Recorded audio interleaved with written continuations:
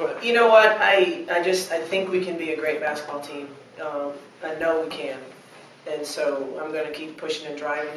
And I'm very hard on this team in the sense that, we were irresponsible with our three-point shooting tonight. And, it wasn't going in. And we can't say, shooters always think the next one goes in, that's fine. But, I made them make adjustments and say, ball has to get a piece of the paint before you can shoot the three again. I thought that helped. We got to the free throw line a lot more in the second half. But, we got big-time opponents coming up. We can't afford to miss 46 shots. Now, we rebounded 24 of them because we had a fantastic offensive rebounding game, but we start playing bigger teams with a lot more physical. You're not going to get half of your misses. You're just not. And we got to be prepared for that. So we got to grow up a little bit in the next day real quick with Georgetown coming in. Now, of course, I'm happy because I really have a lot of respect for Bakersfield. And they have had a very tough schedule. And that 7-3 record is a phenomenal record. They've been on the road a lot, and they've beaten big-time BCS opponents on the road. So this is a huge win for us. It's just that throughout the course of the game, I'm coaching for January and February wins, and I don't think this would have been a January-February win, and that's why we're concerned that we got to fix a lot in one day.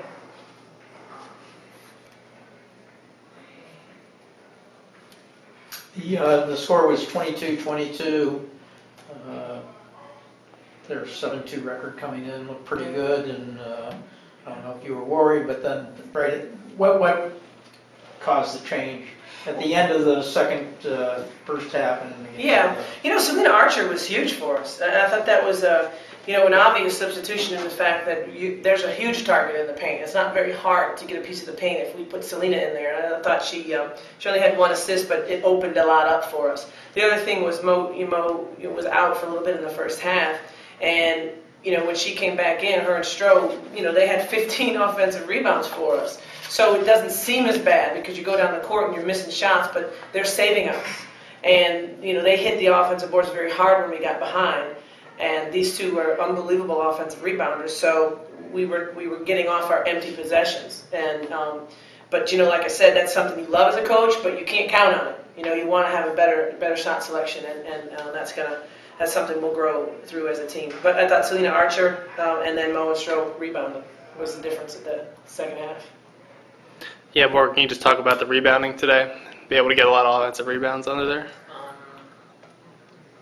My plan was to be quicker than them, smarter than them, know where the ball going to be before they shoot it, I guess. Just go in there and keep it rebound. Shenise, what about you? You also set a career high in rebounds. We were missing a lot of shots. Career high rebound opportunities here. Career high missed shots as well.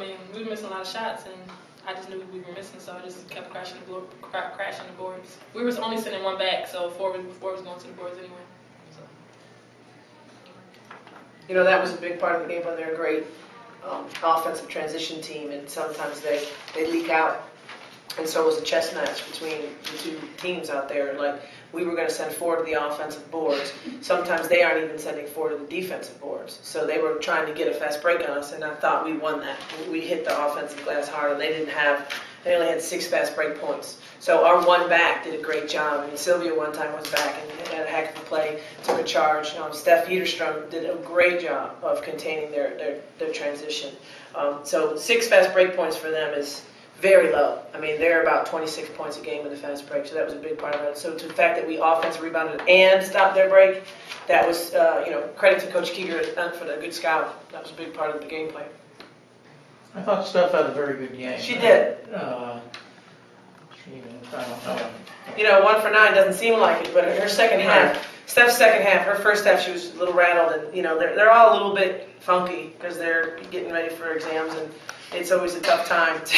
You sometimes see, the 3 phases of Eve with your team during this time of year when you're a coach. It's, everybody's just a little bit on edge, and there's a lot of anxiety and stuff, and sometimes you just have to let it go and try to coach through it. So I thought Steph was a little rattled, but what was great about her is, and she's done this for the second time this year now, she's come out the second half and listened and adjusted and then changed the game. Her start of the second half was huge for us. It was phenomenal. She did a great job. But you say she was the one person back stopping the break. She did a great job with that. Good decisions, coming in and trying to slow the ball and deciding to slow the ball, and a teammate would sprint and fill in behind her, and sometimes deciding to not. She was, she couldn't slow the ball, so she up and backed and cat and moused them a lot and slowed them down. With that big shooter they got, the kid who can shoot from half court, Brittany McGee.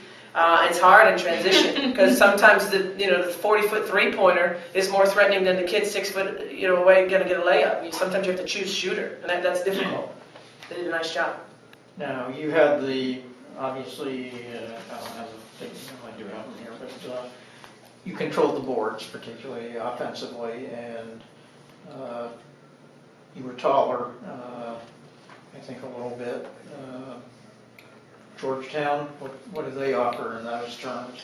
Well, we're not going to out-rebound Georgetown by 12, like we did today, and get 24 offensive rebounds. I hope we don't miss 24 shots to start with, to have that opportunity to get that many rebounds. We got to be a lot smarter and a lot more. We got to value our possessions a heck of a lot more than we have had to, even including the Nebraska game. Georgetown will be a team that will make us value the possessions. There won't be 100 possessions in this ball game, and so we're going to have to be a little bit more physical and a lot more aware. Time and score aware. Shenise Morgan, it's 11 straight home wins. It's the most under Coach Meier here. What's it say about winning at home, and what do you think about it? Great job, coach. What does that mean? No, she gives us the game plan, we follow, if we follow her to a T, we win. So, we follow the game plan, we usually win. When we stop listening, that's kind of when we divert and scatter like little sheep, and teams be able to pick us apart. What do you guys think about Georgetown coming in, ranked team? This is into Miami. It's a big game at home. Gotta be ready. These are the type of games that we want to play. We're not used to playing big schools like that. But this is the time to shine. Great opportunity for us. Great opportunity. This is for you two. You can answer it separately. You more worried about Georgetown or your exams? Peas and carrots. You've done that to me before. They're prepared. They're fully prepared for both challenges. That's what we're saying. Okay, I'll quote you. I won't put them on the spot. Good question. Don't want me to answer that. Not when I'm around. All right, thanks, guys. Thanks. Thanks.